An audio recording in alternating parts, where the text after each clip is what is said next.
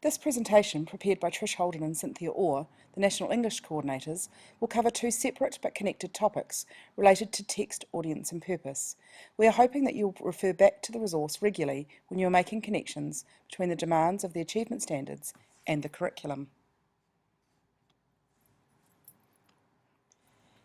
In the first part, we look at the concepts audience and purpose across all levels of the curriculum and all three modes: writing, speaking, and presenting.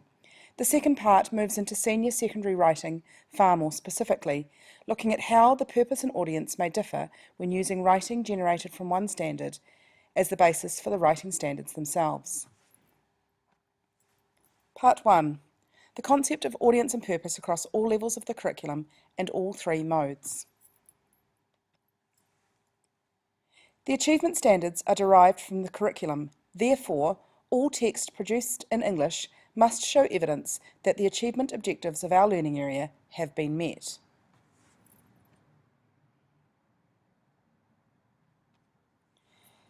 Text, purposes and audiences is one of the achievement objectives in the English curriculum.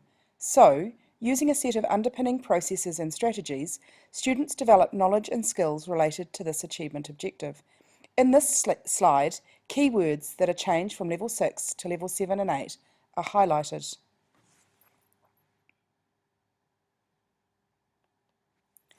In their everyday lives, students understand the need to vary the content, language, and structure according to the purpose and audience. Let's use a party analogy to help explain audience and purpose.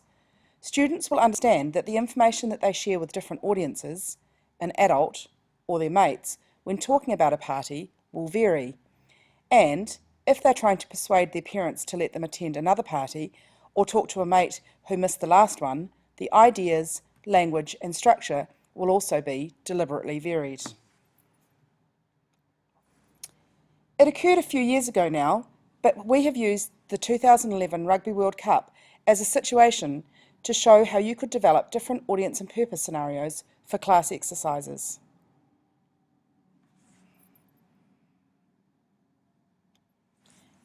Let's look closely now at purpose. All authors will have one of three main purposes in mind when they are constructing a text, although it is not unusual to achieve more than one.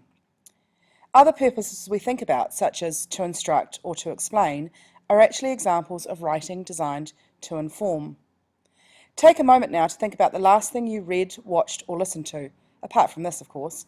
Which of these was the author's purpose? How do you know? Audience. Students usually only think about the person marking the work that they produce. For example, if students are asked to produce their findings as a report, then what is the purpose and who is the audience? Is the audience the teacher who is marking it, a teacher who may well know a lot more about the topic already? In which case, what would be language features appropriate to them? In the creating meaning strand, students need to be very mindful of the intended audience of their work.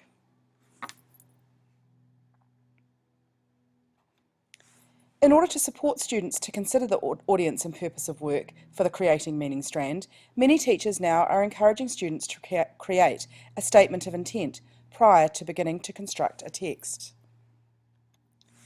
This allows students to think explicitly about the audience and purpose for the text they will be creating.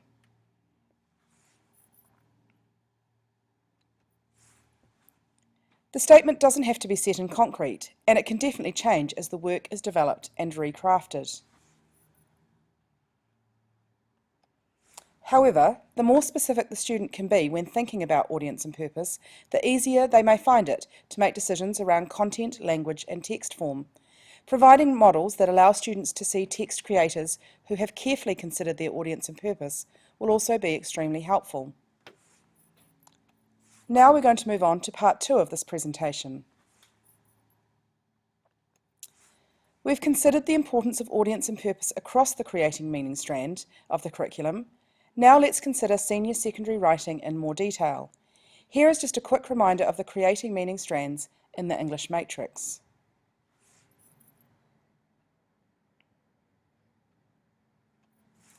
Now we are going to look closely at the requirements of the standards where students are frequently asked to write their answers. Using Level 2 as the example, 2.1, the external around extended texts, is more about thinking and content knowledge than it is about writing skills. 2.7, connections, focuses on thinking, knowledge of texts, and analytical skills. 2.8, information literacy, involves using the information literacy process and thinking skills. You'll notice that the only one of these making meaning standards that has any explicit reference to writing is 2.1.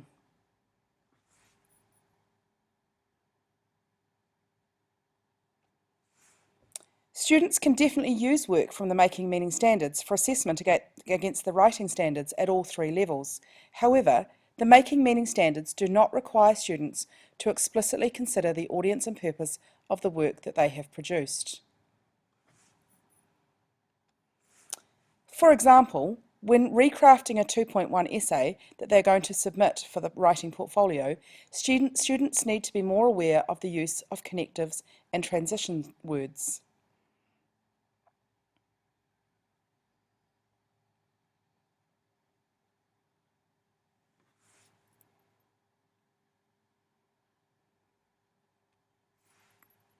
At all levels, students also produce texts in other learning areas, which they may wish to submit as evidence for the writing standards. These texts are constructed to meet very different achievement objectives, and the texts produced are usually a measure of the content knowledge and thinking in that subject, rather than a measure of the skill of writing. In many cases, a specific audience or purpose will not have been considered when the writing was produced, and so language features and structure will not have been chosen deliberately. This does not mean that the work from the other subjects cannot be used. Rather, it means that almost certainly the work will need to be recrafted and redrafted with a specific audience and purpose in mind. All student writing has a real audience, the marker, but this audience isn't usually sufficient for the skills of writing indicated in the achievement objectives for English.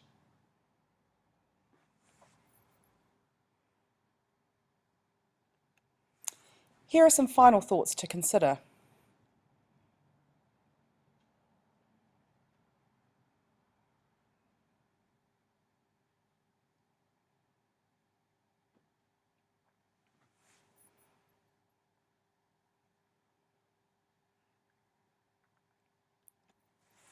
We hope that you and your students will have found this presentation useful.